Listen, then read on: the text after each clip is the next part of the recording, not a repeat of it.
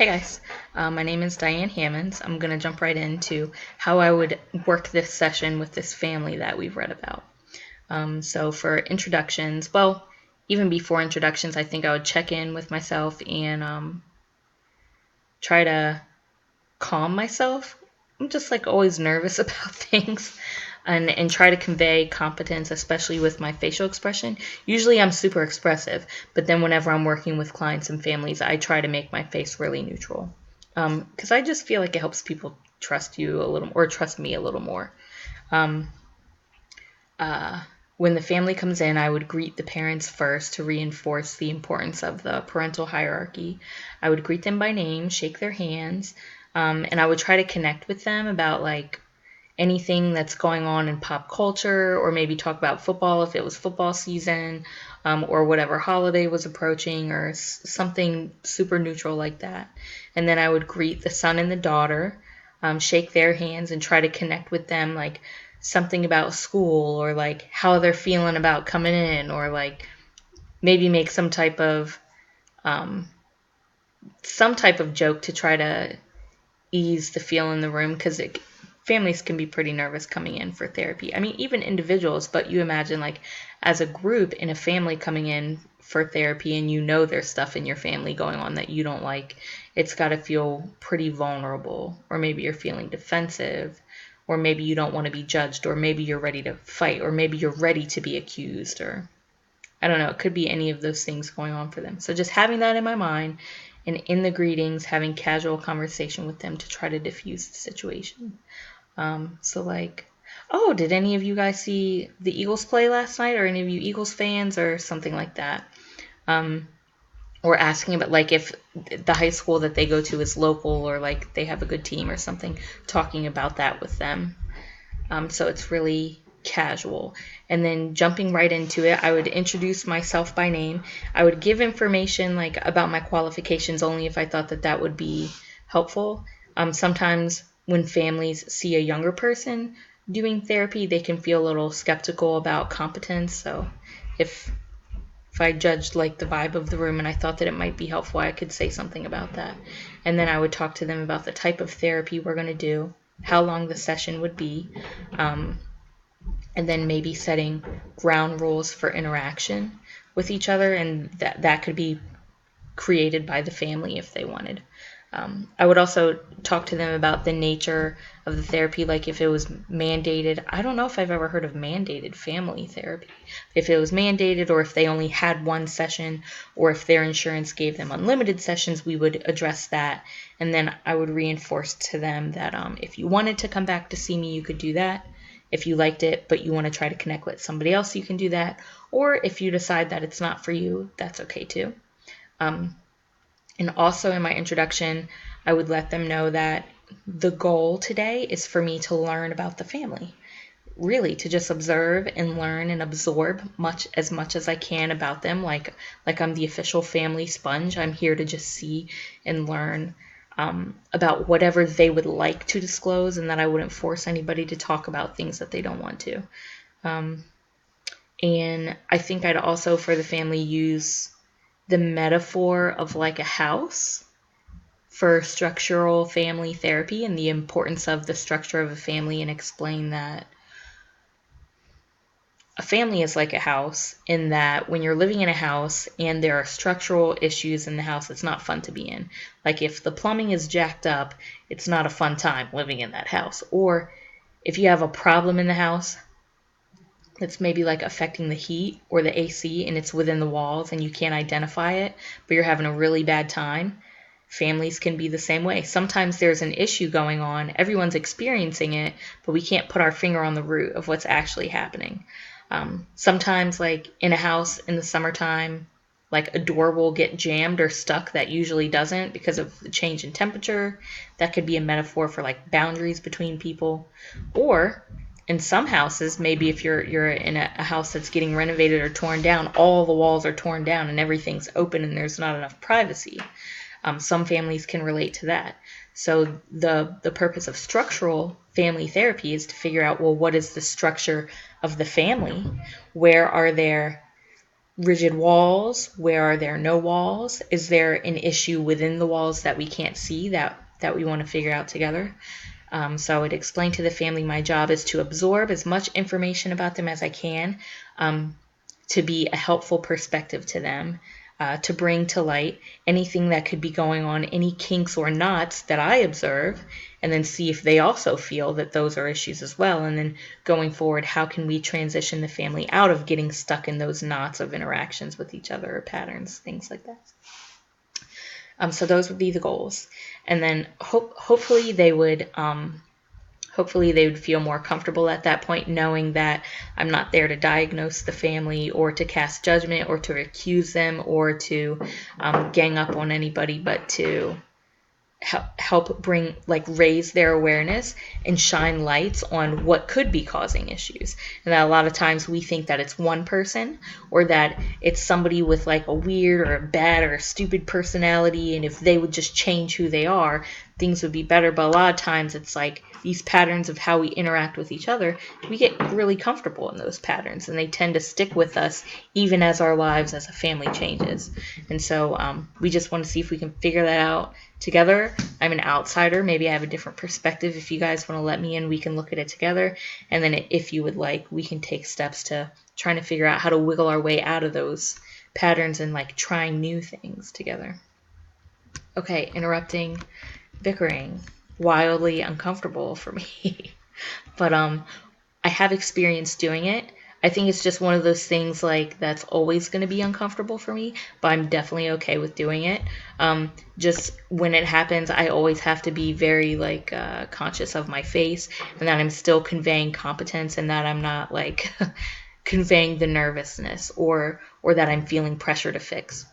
So in my current job right now, what I do is when families start bickering, I just let them bicker, not indefinitely, but I try to watch them to see like the power dynamics and how they're responding to each other. And that's one of the first techniques I would use when the family starts to bicker. And I anticipate, let me check my time. Okay. I anticipate that the mom would be bickering at the dad, but that the dad would be disengaged. I would imagine that perhaps he's also experiencing depression, even if he hasn't said anything, maybe because of his life circumstances, and that the mom is enmeshed with the daughter, and that there's not really a healthy boundary there, and that the son is sort of just like alienated from the system, and he's an outsider and he feels angry. So I'm going to imagine that the mom is the bickerer. My first technique is to watch her do it. Another technique I would use, and I would use this throughout the session, empathy. Connecting directly with mom and saying, wow, it sounds like you're used to expending a lot of energy in this family and also professionally. You're pouring out a lot. You're keeping the house together. It's like you're pursuing your husband, and the more you pursue, the more he disengages, and that's a frustrating feeling. It's normal to feel that way, and it's normal to respond that way when someone is pulling away from you, to want to draw near to them. And it's got to be an really exhausting or like tiring process. You must be feeling fed up that things are that way and wanting something different from it.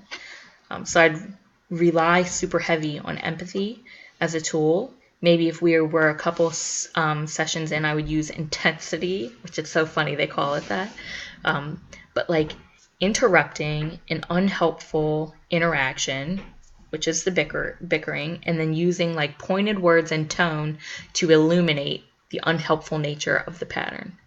So to use intensity with mom, I might say, Mom, no matter how much you chase, you're not really getting anywhere.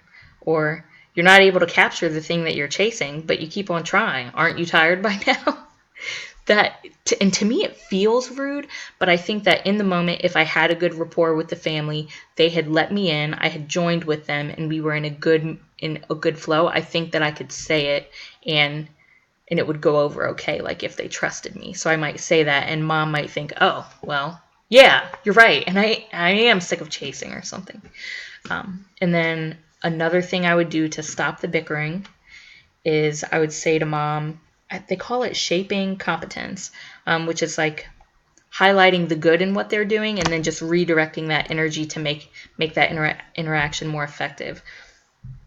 So I might say to mom, Mom, you're number one advocate in this family. You're able to express what you're experiencing and your frustrations. But why don't you redirect that energy and try to tame it and see if any of them will step up to volunteer themselves, to advocate for themselves? Or why don't you try to tame and capture that energy and make room for other people to match yours? Because sometimes it's so powerful, or you're so good at it, that it sort of takes over the room and it doesn't make much space for people to get comfortable even attempting to match her level of energy or like self-advocacy or things like that. So I might try to push her in the way of like practicing taming and containing herself for the sake of allowing her daughter, her son, and her husband to speak up. And ending the session. I would end the session with a lot of thanks. There's a lot to commend a family for when they come in for family therapy. It's a super vulnerable experience, even like personal therapy. Like I think about my family and all the struggles that like I have in my family, and then like in other families that I know, like friends' families and stuff. It's scary to let people in on that because like your identity is wrapped up in it. So I would want to commend them for like their courage in coming in and letting me observe, and also sharing themselves with me for their vulnerability. And let's say if there were some family members that didn't really talk much during the session, like I would imagine maybe the son wouldn't talk a lot because he says he's shy and he's a little angry with his sister for like shaking things up with her suicide attempt. I would still thank him for being present and being a part of the process anyways, and being a part of these enactments, whether he wanted to or not. And then especially the daughter, I would thank her for coming in light of the huge struggles she's had recently, and just being willing to be vulnerable again after such a tough time. And that each family played a role today, and to thank them for that, for their energy and vulnerability. I would thank them a lot. For homework, I would ask them each to reflect, and this is what I would say to them. I want you guys to think about one interaction that you have with a family member that you tend to have a lot and that you're just sick of. Try to identify that. What's an interaction that you have all the time? You're stuck in it with this person. Which family member is it? What is it like? What does it feel like on the inside? And then if you could reverse it totally, 180, and have it be a perfect interaction with that same family member, what would be different about that scenario? That's what I would ask them. And I would let them know they don't have to share it at the next session, but it would be awesome for the family in identifying the little knots and the stuck points in the family, and to help move forward if they would share it in the next session with their family member. And that there's nothing to be ashamed of.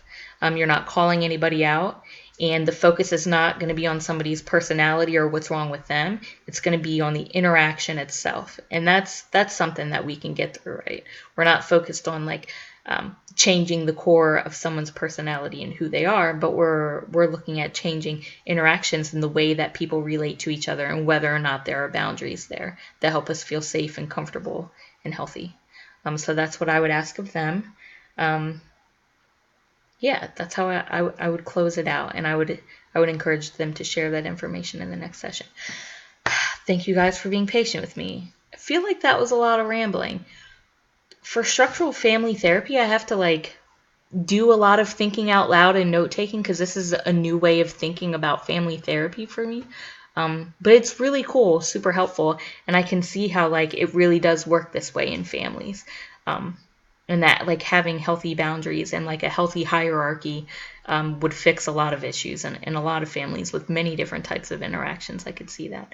So thank you guys, as I did some thinking out loud, and I'm trying to still like process this type of therapy myself, but I appreciate your patience. And I know the video is a little choppy, but thanks for bearing with me, and thanks for watching.